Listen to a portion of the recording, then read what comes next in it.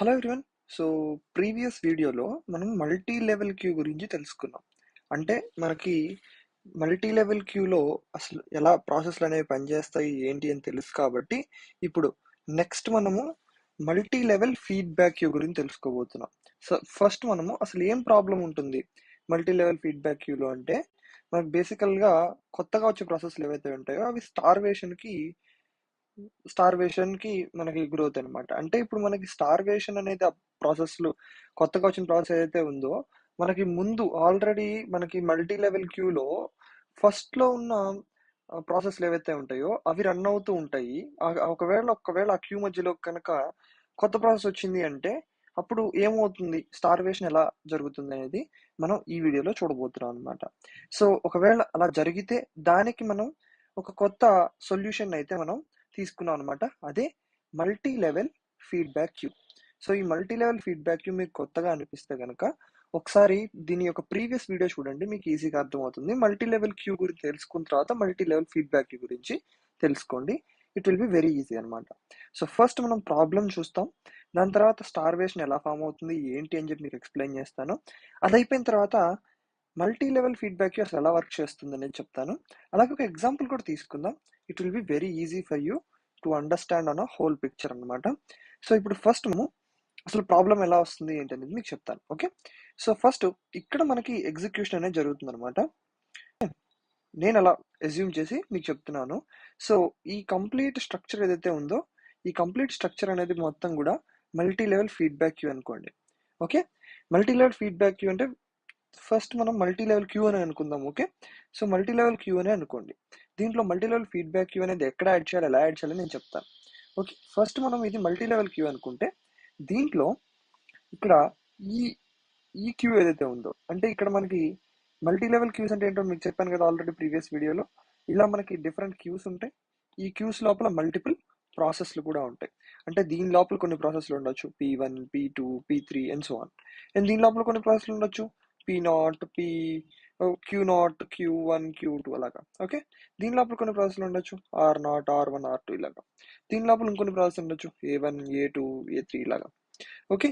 So, ఈ ప్రాసెస్‌లన్నిటిని మనకి ఈ క్యూ ఎగ్జిక్యూట్ అయిపోయిన తర్వాత అంటే ఇదొచ్చేసి ప్రియారిటీ క్యూ అనమాట. అంటే ఇది హైయెస్ట్ ప్రియారిటీ. ది దాని తర్వాత సెకండ్ హైయెస్ట్ ప్రియారిటీ. అలాగే ఇది third highest priority. Okay. And fourth highest priority అనమాట ఇది. సో, ఈ ఈ ప్రియారిటీని బట్టి మనకి ఇవి ఎగ్జిక్యూట్ అవుతూ ఉంటాయన్నమాట. సో, ఇప్పుడు మనకి ఇక్కడ ఆర్‌క్యూ1 అని చెప్పి రాసాను కదా! సో, ఈ ఆర్‌క్యూ1 ఏదైతే ఉందో, ఈ ఆర్‌క్యూ1 అనేది ఫస్ట్ మనకి ఎగ్జిక్యూట్ అవుతుంది. దీంట్లో ఉన్న ప్రాసెస్‌లన్నీ ఎగ్జిక్యూట్ అవుతాయి. దాని తర్వాత దీంట్లో ఉన్న ప్రాసెస్‌లనేవి దీంట్లో యాడ్ అవుతాయన్నమాట. ఓకే. అంటే దీంట్లో యాడ్ అవ్వటం అంటే ఎగ్జిక్యూషన్ స్టార్ట్ అవుతాయి. ఇది ఈ ఈ పర్టిక్యులర్ క్యూ అనేది ఎలా ఎగ్జిక్యూట్ అవ్వాలి అంటే, దానికి మనం మల్టిపుల్ అల్గారిథమ్స్ ఏవైతే నేర్చుకున్నామో, అంటే షెడ్యూలింగ్ అల్గారిథమ్స్ ఏదైనా కూడా అక్కడ ఎగ్జిక్యూషన్‌లోకి ఇట్ ఈస్ పాసిబుల్ అనమాట. ఓకే. దీనికి ఒక షెడ్యూలింగ్ అల్గారిథమ్ ఉంటుంది. దీనికి ఒక షెడ్యూలింగ్ అల్గారిథమ్ ఉంటుంది. దీనికి ఒక షెడ్యూలింగ్ అల్గారిథమ్ ఉంటుంది. అలాగే 4 క్యూలకి డిఫరెంట్ షెడ్యూలింగ్ అల్గారిథమ్స్ అనేవి ఉండొచ్చనమాట. ఎఫ్‌సీఎఫ్ఎస్ అవనివ్వండి, ఇంకేదైనా అవ్వనివ్వండి. ఓకే. సో, అలాగా. మీకు ఎగ్జాంపుల్ కోసం ఎఫ్‌సీఎఫ్ఎస్ తీసుకుంటున్నాను. ఎఫ్‌సీఎఫ్ఎస్ తీసుకుంటే టైమ్ క్వాంటమ్ ఉండదు కాబట్టి టైమ్ క్వాంటమ్ ఏమి ఉండదు. జస్ట్ ఎఫ్‌సీఎఫ్ఎస్ అనేది ఉంటుందన్నమాట. ఓకే. జస్ట్ టైమ్ క్వాంటమ్ అనేది ఎందుకు మెన్షన్ చేశాను అంటే, మనం మాక్సిమం ఆఫ్ ద అల్గారిథమ్స్ ఏవైతే రియల్ లైఫ్‌లో వాడతామో డెఫినెట్‌లీ అవన్నీ కూడా టైమ్ క్వాంటమ్‌ని ఫాలో అవుతాయన్నమాట. ఈ ఎఫ్‌సీఎఫ్ఎస్ గాని, బ్యాచ్ క్రాసింగ్‌లు గాని ఇవన్నీ కూడా ఎక్కడ వాడతారంటే బ్యాక్ ఎండ్‌లో మనకి చాలా రేర్‌గా వాడతారు. యూజువల్‌గా మన హ్యాండ్స్ ఆన్ ఎక్స్‌పీరియన్స్ తీసుకునేటప్పుడు విల్ డెఫినెట్‌లీ యూజ్ ఆహ్, pre-emptive algorithm, non pre-emptive algorithm కంటే. ఓకే. సో, ఇప్పుడు ఇలాగా మనకి ఇక్కడ ఎగ్జిక్యూషన్ జరుగుతుంది కదా!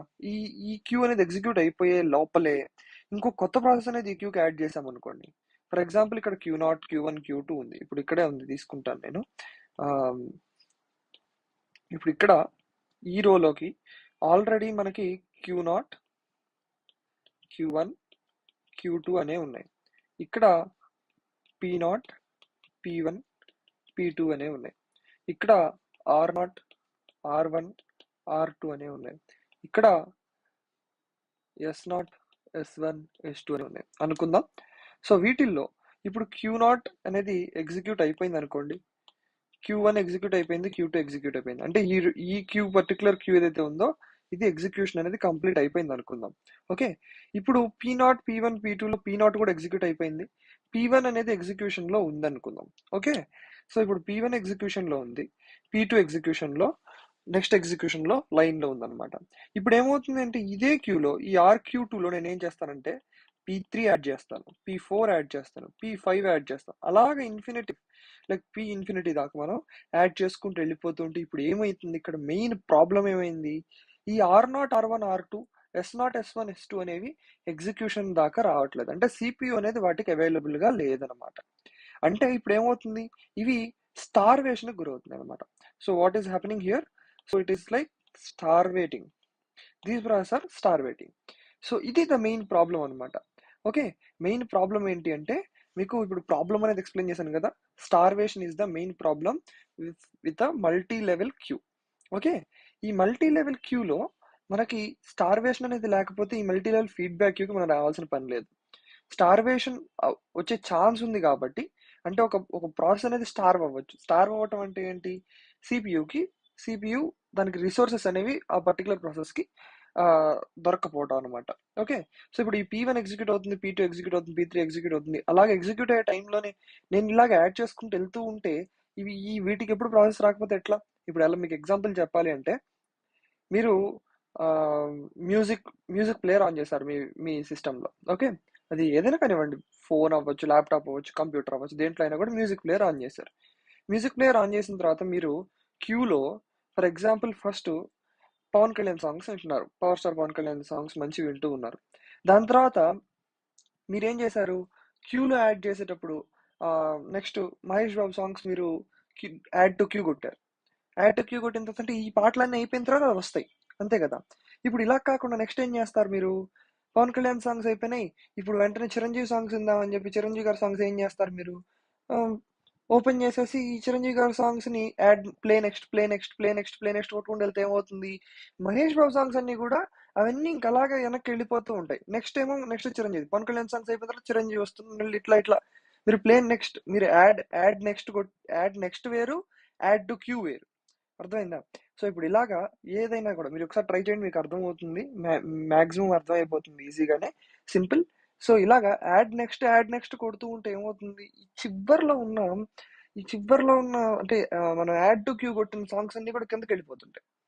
ఇక్కడ కూడా అదే జరుగుతుందనమాట. ఓకే. సో, ఇక్కడేం జరుగుతుంది అంటే ఈ 'మహేష్ బాబు' సాంగ్స్ ఏవైతే ఉన్నాయో అవన్నీ స్టార్వ్ అయిపోతున్నాయి. ఓకే. అవి ప్లే అవ్వడానికి ఆప్షన్ దొరకట్లేదు వాటికి. ఎందుకంటే మనం యాడ్ నెక్స్ట్ కొట్టే ఛాన్స్ ఉంటే స్టార్వ్ అయ్యే ఛాన్స్ ఉంది. సో, ఈ సిట్యుయేషన్ కోసం ఈ పర్టిక్యులర్ హోల్ సిట్యుయేషన్ ఏదైతే ఉందో, ఈ సిట్యుయేషన్‌ని అవాయిడ్ చేయటం కోసం మనం ఏం చేయబోతున్నాము అంటే, అసలు మల్టీ లెవెల్ ఫీడ్‌బ్యాక్ క్యూ అనే ఒక కొత్త కాన్సెప్ట్‌ని తీసుకొచ్చామనమాట. ఈ మల్టీ లెవెల్ ఫీడ్‌బ్యాక్ క్యూ అంటే ఏంటి అనేది ఇప్పుడు మనం తెలుసుకోబోతున్నాం. How multi level feedback queue works అనే విషయంలోకెళ్దాం. ఓకే. సో, ఫస్ట్ ఏం చేస్తామంటే మనం ఈ క్యూస్ ఏవైతే ఉన్నాయో, ఈ పర్టిక్యులర్ క్యూస్ ఉన్నాయి గదా! ఈ క్యూస్ అన్నీ గూడా నేను మీకు చెప్తున్నాను. Assume they are fixed. అర్థమైందా? సో, అవన్నీ ఏమనుకోవాలి? ఫిక్స్‌డ్ అనుకోండి. ఓకే. అర్థమవుతుందా? అవన్నీ ఫిక్స్‌డ్ అనుకోండి. సో, ఫిక్స్‌డ్ అయినప్పుడు ఏమవుతుంది? ప్రాసెస్‌లే కదులుతాయనుకోండి. అంటే మీకు ఎగ్జాంపుల్ చెప్పాలి అంటే మనం 5 క్లాసులు తీసుకుందాం. క్లాసులు అక్కడే ఉంటాయి. పిల్లలే క్లాసులు మారుతారు. ఎలాగా ఫస్ట్ ఇయర్‌లో ఫస్ట్ క్లాస్ అయిపోయిన తర్వాత సెకండ్ క్లాస్‌కెళ్తాడు. సెకండ్ క్లాస్ మాత్రం క్లాస్ రూమ్ అదే ఫిజికల్‌గా. అదే బోర్డ్ అవే బెంచులు అక్కడే ఉంటాయి. అన్నీ అక్కడే ఉంటాయి. ఓకే. పిల్లలు మాత్రం ఇలా క్లాసులు మారుతూ ఉంటారనమాట. సో, ఈ 5 క్లాసులు ఏవైతే ఉన్నాయో సరే 3 క్లాసులు తీసుకుందాం. స్పేస్ లేదు కాబట్టి. సో, ఇప్పుడు ఈ ఫస్ట్ క్లాస్‌లో స్టూడెంట్‌లందరూ ఫస్ట్ ఇయర్ అయిపోయి పాస్ అయిన తర్వాత సెకండ్ క్లాస్‌కెళ్తారు. సెకండ్ క్లాస్‌లో వాళ్ళందరూ థర్డ్‌కెళ్తారు. థర్డ్ వాళ్ళందరూ స్కూల్ మారుతారు. అదే రేషియో. సో, ఇప్పుడు సో, ఇక్కడేమవుతుంది ఇప్పుడు అలాగే అస్యూమ్ చేసుకోండి. ఓకే. అలా అస్యూమ్ చేసుకుంటే మీకు చాలా ఈజీగా ఉంటుంది అర్థం అవ్వటానికి. సో, ఇప్పుడు ఎగ్జాంపుల్ చెప్తాను. కాకపోతే ఏంటంటే ముందు మనం ఇక్కడ ప్రాసెస్ ఉందనుకోండి. ఈ ప్రాసెస్ ఏమవుతుంది అంటే ఇక్కడ ఈ పర్టిక్యులర్ టైమ్ క్వాంటం అయిపోయిన తర్వాత ఇంకా ఇదే క్యూ లోపట తిరుగుతా ఉండదు. నెక్స్ట్ క్యూకెళ్ళిపోతుందనమాట. ఓకే. మళ్ళీ ఈ టైమ్ క్వాంటం అయిపోయిన తర్వాత నెక్స్ట్ క్యూకెళ్తుంది. ఇదే క్యూలో పడి తిరుగుతూ ఉంటే స్టార్వ్ అయిపోతాయి. కదా! ఇదే క్యూలో పడి ఈ టైం క్వాంటం అయిపోయి వీటిలన్నిటిలో అంటే ఇంకా అదే సర్కిల్‌లో ఇంకా ఇప్పుడు ఫర్ ఎగ్జాంపుల్ P1 అయిపోయిన తర్వాత నేను P∞ దాచుకుంటూ పోతూ ఉంటే, అది P∞ అయిపోయిన తర్వాత మళ్ళీ P1కొచ్చి, మళ్ళీ P2, మళ్ళీ P3, మళ్ళీ P4, మళ్ళీ P5 ఇదంతా కూడా ఏమవుతుందంటే స్టార్వేషన్‌కొచ్చే ఛాన్స్ ఉంది కాబట్టి, అది అయిపోయిన తర్వాత నెక్స్ట్‌కెళ్ళిపోతుందనమాట. సో, ఇక్కడ ఏమవుతుంది ఫీడ్‌బ్యాక్ వస్తుంది మనకి. ఓకే. అంటే ఇక్కడ ఫీడ్‌బ్యాక్ తీసుకొని నెక్స్ట్ క్యూకెళ్తుందనమాట. సో, ఇప్పుడు దాన్ని నేను మీకు క్లియర్‌గా ఎక్స్‌ప్లెయిన్ చేసి చూపిస్తాను ఒక ఎగ్జాంపుల్‌తో. సో, మీకు కూడా చాలా ఈజీగా అర్థమవుతుంది అనుకుంటున్నాను. ఓకే. సో, ఇప్పుడు wait a minute. Sorry. So, ఇప్పుడు ఏం చేద్దామంటే ప్రాసెస్ P1 తీసుకుందాం. ఈ P1 అనేది ఫస్ట్ నేను RQ4లో పెడుతున్నా. ఓకే. ఇక్కడ ఉంది P1. సో, P1 20 ఉంది కదా! అంటే 20 మనకి 20 యూనిట్స్ ఆఫ్ టైం కావాలనుకుందాం. ఓకే. టైం క్వాంటం ఎంత 3. సో, ఫస్ట్ P1 ఎగ్జిక్యూట్ అయినప్పుడు టైం క్వాంటం 3తో కంప్లీట్ అయిపోయి 17 మిగులుతుంది. ఇంకా మళ్ళీ ఇదే క్యూలో మనకి ఎగ్జిక్యూట్ అవ్వదు. ఓకే. ఇదే క్యూలో ఎగ్జిక్యూట్ అనేది అవ్వదు. సో, ఇప్పుడు ఏం చేస్తామంటే ఈ P1 ఇక్కడికెళ్తుంది.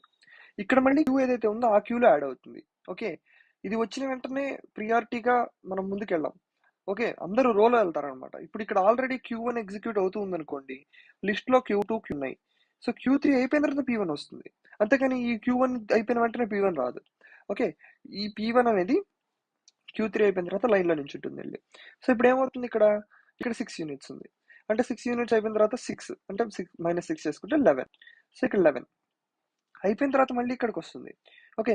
ఇక్కడ ఆల్రెడీ మనకి R1, R2, R3, R4 ఉన్నాయనుకోండి. ఈ ఇవన్నీ ఎగ్జిక్యూట్ అయిన తర్వాత మళ్ళీ ఇక్కడ P1 వస్తది. ఎందుకు P1 కంటే ముందు ఇక్కడ Q1 రావచ్చు, Q2 రావచ్చు, Q3 రావచ్చు. లేకపోతే Q3 రాకుండా ఇక్కడ Q3 గనక 6 యూనిట్సే కావాలనుకుంటే Q3 వెళ్ళిపోవచ్చు. ఓకే. సో, P1 వస్తుంది ఇక్కడికి. సో, అప్పుడేమవుతుంది? మళ్ళీ 11 - 4 మళ్ళీ 7 అవుతుందనమాట. ఓకే. 11 - 4 7 అవుతుంది. సో, అలాగా. సో, మళ్ళీ ఇక్కడికొచ్చేస్తుంది. ఇక్కడికొచ్చిన తర్వాత FCFS అల్గోరిథం ఫాలో అవుతుంది. ఎందుకంటే ఈజీగా అయిపోవాలి కాబట్టి. ఇక్కడ మనం టైం క్వాంటం తీసేద్దాము. ఓకే. FCFS ఫాలో అవుతాం అనుకుందాం. ఎందుకంటే ఇది 0 చేసేయొచ్చు కాబట్టి ఈజీగా. సో, ఇప్పుడు మళ్ళీ ఇవన్నీ కూడా వరుసగా మళ్ళీ మనకి Q1లోకొస్తాయి. సో, వరుసగా అంటే మధ్యలో ఒకవేళ టైం క్వాంటం అయిపోతే గనక డెఫినెట్‌లీ అవి అక్కడితో ఎండ్ అయిపోవచ్చు. లేదంటే FCFSలోకొస్తాయి. సో, ఇప్పుడు 7 FCFS కాబట్టి 0 అయిపోతుంది. సో, ఇప్పుడు ఈ P1 అనేది మనకి అన్ని క్యూస్ ట్రావెల్ చేసుకుంటూ వచ్చింది. అంటే ఒకవేళ మల్టిపుల్ షెడ్యూలింగ్ అల్గోరిథమ్స్ ఉంటే మల్టిపుల్ షెడ్యూలింగ్ అల్గోరిథమ్స్‌ని డెఫినెట్‌లీ క్రాస్ చేసుకొని రావచ్చనమాట. ఒకవేళ లేవు అన్నీ సేమ్ అల్గోరిథమ్స్ ఉంటే సేమ్ అల్గోరిథంతోనే కంటిన్యూ అవ్వచ్చు. ఓకే. సో, ఇప్పుడు ఎగ్జాంపుల్ అర్థమైపోయింది కదా మీకు. సో, ఈ ఎగ్జాంపుల్ ఒకవేళ మీకు అర్థం కాకపోతే ఒకసారి మళ్ళీ రివైండ్ చేసుకొని చూడండి. మల్టీ లెవెల్ ఫీడ్‌బ్యాక్ క్యూ అనేది ఒక చిన్న simple topic. It is very good topic. ఇక్కడితో మనం షెడ్యూలింగ్ అల్గోరిథమ్స్ అన్ని కంప్లీట్ చేసుకున్నాము.